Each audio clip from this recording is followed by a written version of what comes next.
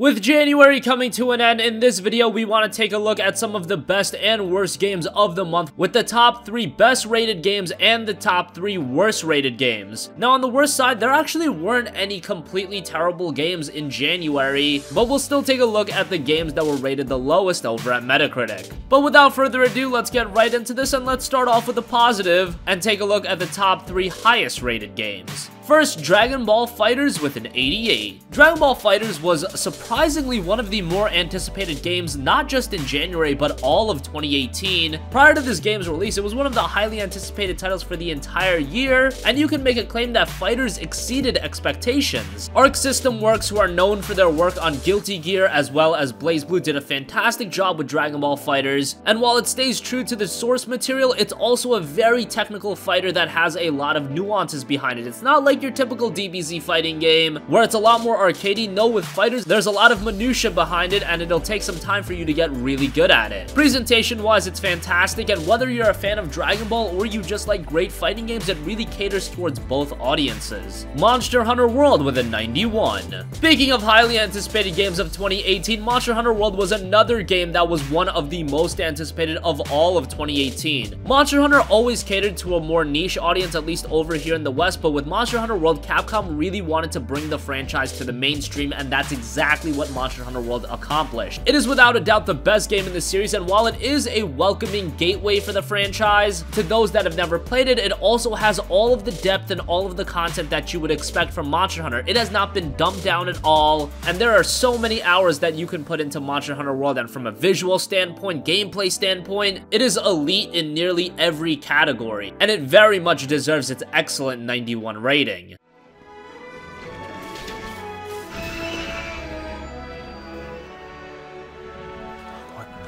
Is that?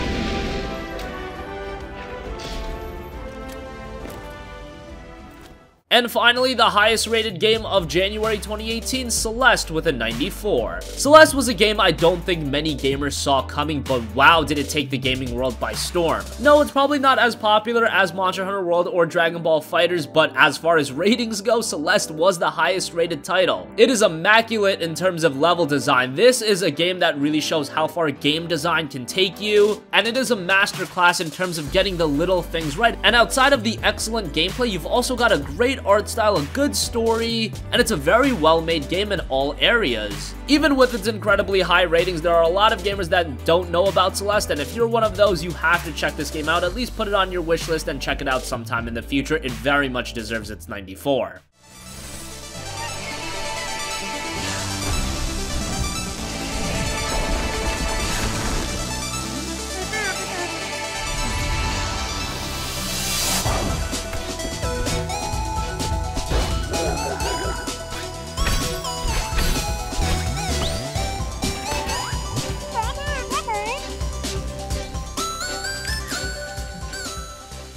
Now let's transition into the not-so-great games of the month. Again, there weren't any terrible games this month, however, there were games that were obviously a little bit lower rated than the aforementioned titles. So let's take a look at those. Number 3 is InnerSpace with a 65. InnerSpace is touted for its excellent presentation. Its visual style is great, however, from a gameplay side of things is where InnerSpace tends to falter, and it looks to have some conflicting design choices. Still, this is a very interesting title, and one I would say that is worth your time, so I'm kind of upset we had to put it on this list. There's definite things wrong with InnerSpace, but if the studio can rebound and work on another title, there's potential in that. They've set a foundation that, yes, does require quite a bit of work, but I'm excited to see what they can bring out in the future.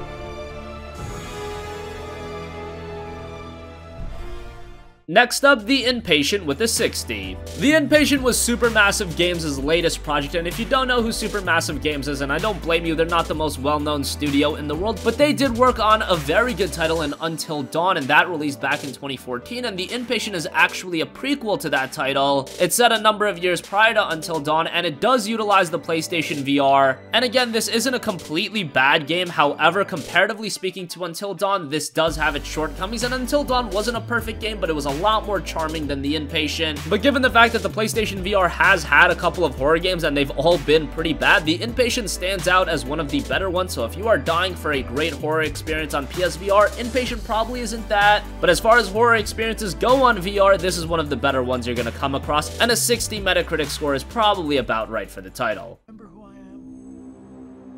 Do you know why you're here,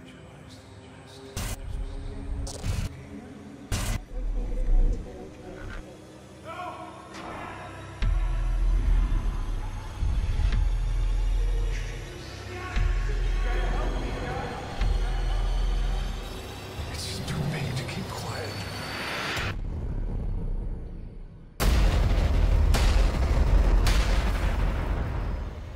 And finally, speaking of PlayStation VR titles, Out of Ammo on PlayStation 4 with a 57. Out of Ammo is a blend of RTS and first-person shooting gameplay together, and it's a very interesting title, but that interesting gameplay dies off really quick. It doesn't have that much depth behind it, and the PlayStation VR elements are touted to be a little bit tacked on. Now, it is available for just $15, so if you do want a VR game, this isn't the worst option. There have definitely been worse VR games, but there have also been much better ones, so this is one I would stay away from. At the very least, wait for a sale, because this is a title that's probably going to go on sale rather quickly. If you can find it for $5 or less, at that point, it's worth a buy.